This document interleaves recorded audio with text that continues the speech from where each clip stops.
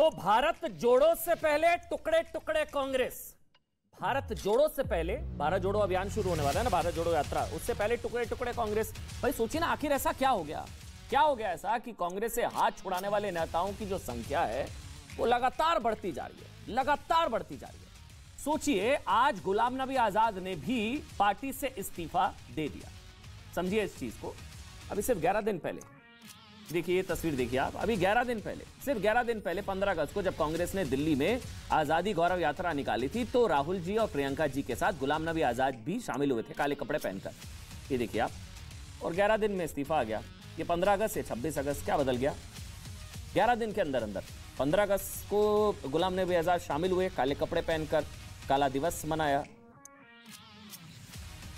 और 15 अगस्त की तस्वीर है, काला दिवस नहीं बनाए थे ये। और उसके बाद 26 अगस्त की तस्वीर हम आपको दिखा रहे हैं।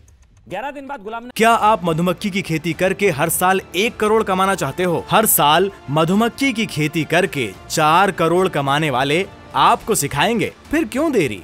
फ्रीडम ऐप को अभी डाउनलोड करें। नबी आजाद ने कांग्रेस से हाथ छुड़ा लिया। देखिए, गुलाम नबी आजाद ने इस्तीफा देते हुए कांग्रेस और राहुल गांधी पर 10 बेहद गंभीर आरोप लगाए।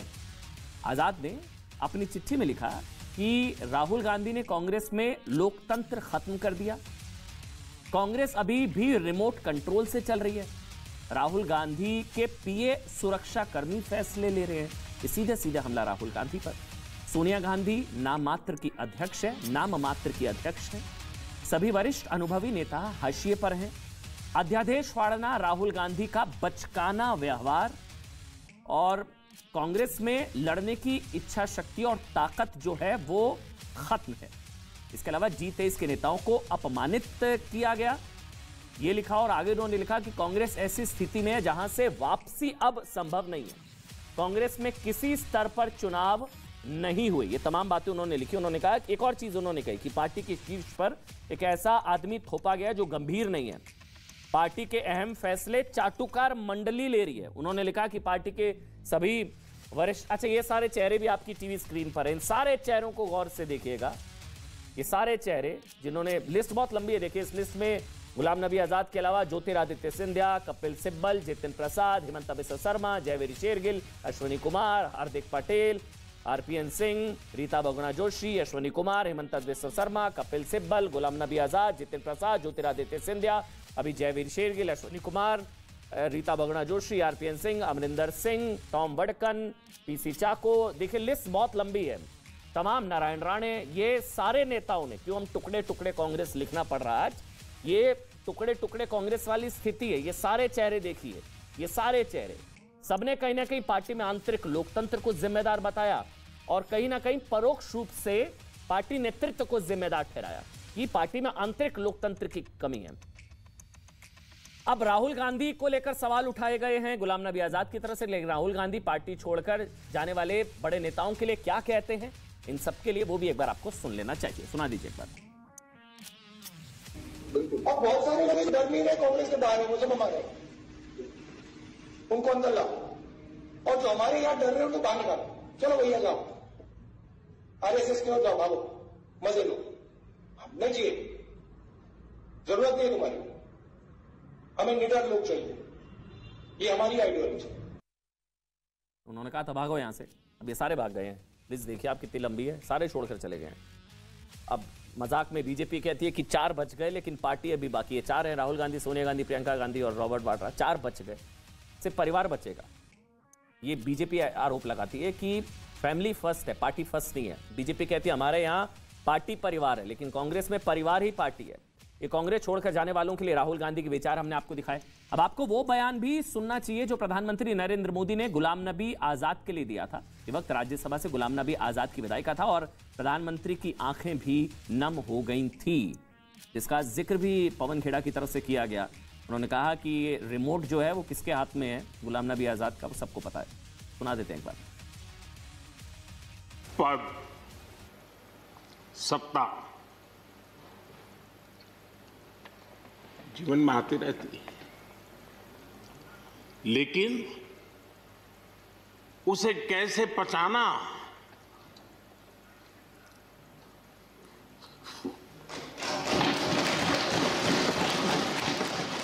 एक मित्र के रूप में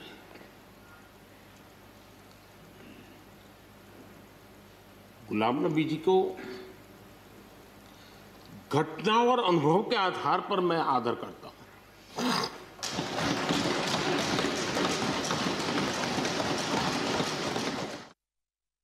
देखिए, गुलाम नबी आजाद के लिए कांग्रेस और बीजेपी का फर्क भी, इस चीज को समझिए, इस ग्राफिक्स को बहुत ध्यान से समझिएगा, फर्क साफ है। अब हो ये रहा है कि अब आपको एक और आंकड़ा मैं दिखाने जा रहा हूं। इस आंकड़े को देखिए, समझिए और भारत का भविष्य और आने वाली सियासत के मायने को समझिए। कांग्रेस बीजेपी में एक और फर्क ये दिखाई देगा। ये आंकड़ा 2021 तक का, सितंबर 2021 तक का, अब ये बढ़ गया। सुनिए, 2014 से 2021 तक एडीआर की रिपोर्ट है जिसमें बताया गया कि इन चुनावों में 222 उम्मीदवार और 177 एमपीज एमएलए, कुल मिलाकर 399 नेता कांग्रेस छोड़कर जा चुके हैं। 222 उम्मीदवार, 177 एमपी एमएलए, कुल 399 नेता पार्टी छोड़कर जा चुके हैं 2014 से 2021। ये बहुत बढ़ गया होगा वैसे, 450-500 तक पहुंच चुका होगा। ये जो मेरे पास फिगर्स है ऑथेंटिक एडीआर की रिपोर्ट है, इसके हिसाब से 2021 तक, 2014 से 2021 399 कांग्रेस छोड़कर चले गए। यहां देखिए, 253 उम्मीदवार बीजेपी में आए, 173 एमपीज एमएलए बीजेपी में आए, 426 बीजेपी में आए। 399 छोड़कर चले गए, 426 बीजेपी में आए हैं। यह फर्क आपको बताने के लिए जरूरी था। बहस की शुरुआत करें उससे पहले असम के मुख्यमंत्री हिमंता बिस्वा शर्मा का भी एक बार स्टेटमेंट सुन लेते हैं। उन्होंने पहले जो कहा था और अब जो कह रहे हैं आजाद के इस्तीफे के बाद, एक बार सुन लेते हैं, फिर डिबेट शुरू करेंगे। बीजेपी के लिए तो ये एक वरदान है, राहुल गांधी बीजेपी के लिए एक वरदान है। Ghulam Nabi Azad letter and the letter I wrote in 2015, you will get lot of similarity. The problem is in the Congress party is that everybody knows that Rahul Gandhi is an immature, whimsical and unpredictable leader. Congress President or Srimati Sonia Gandhi is not taking care of the party. She basically all these years she is only trying to promote her son. Some time will come, only Gandhis will remain, all other will disappear.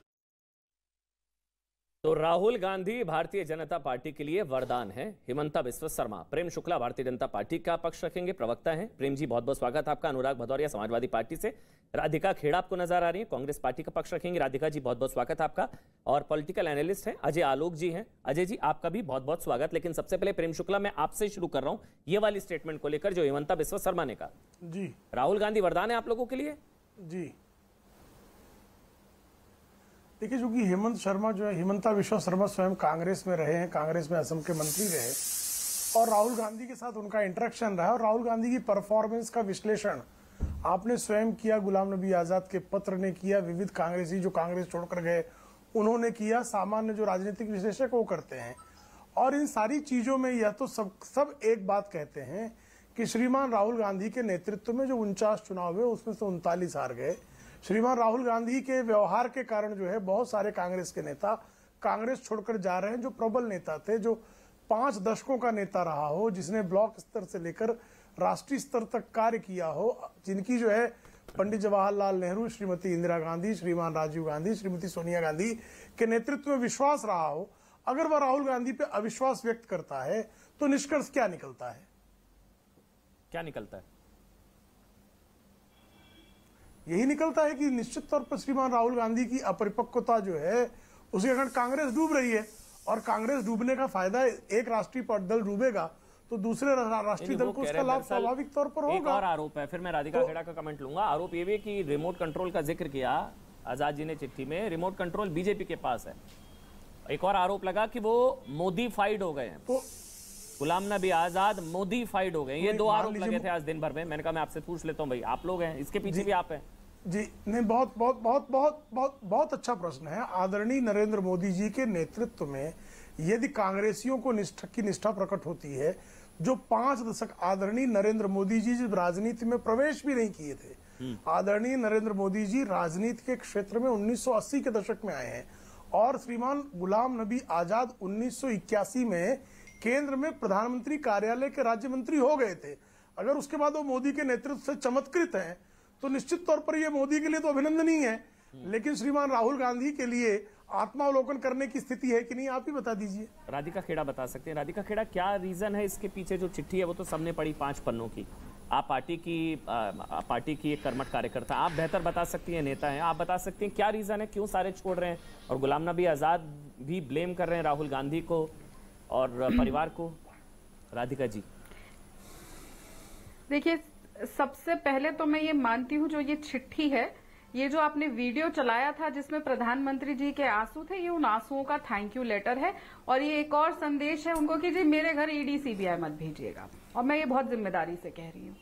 बहुत तरीके से उन्होंने धन्यवाद किया, और वो धन्यवाद क्या, उनका वो फेवर वापस लौटाया है। क्योंकि उन्होंने, मैं अब गिनवाती हूँ, यहाँ पे बहुत चर्चा हो रही है कि इतने पुराने नेता हैं। बिल्कुल, बहुत वरिष्ठ नेता रहे हैं कांग्रेस के, और मैं बहुत सम्मान भी करती आई हूँ आजाद साहब का। उनका करियर 41 इयर्स का, 1980 से लेकर 2021 तक वो मंत्रालय उनके पास रहे, जनरल सेक्रेटरी रहे, 24 साल तक वो मंत्री रहे। 24 साल जिन्होंने मंत्री रहे हैं, यूनियन मिनिस्टर। 5 साल वो एक प्रदेश के मुख्यमंत्री रहे। 35 साल वो जनरल सेक्रेटरी रहे हैं कांग्रेस पार्टी के। 7 साल से, पिछले 7 साल से वो राज्यसभा में जब थे तब वो लीडर ऑफ ऑपोजिशन थे राज्यसभा में। तब उनको कोई कमी नहीं दिखी। जब तक वो कोर ग्रुप में थे, सारे डिसीजन ले रहे थे, सब कुछ, सब चंगा सी, सब कुछ बढ़िया था। आज जब उनकी राज्यसभा रिन्यू नहीं होती है, आज जब दोबारा राज्यसभा नहीं मिलती है, तो बहुत दुख होने लग गया। क्या वो 1 साल, 2 साल, 3 साल कांग्रेस को वापस खड़ा करने में नहीं इस्तेमाल कर सकते थे?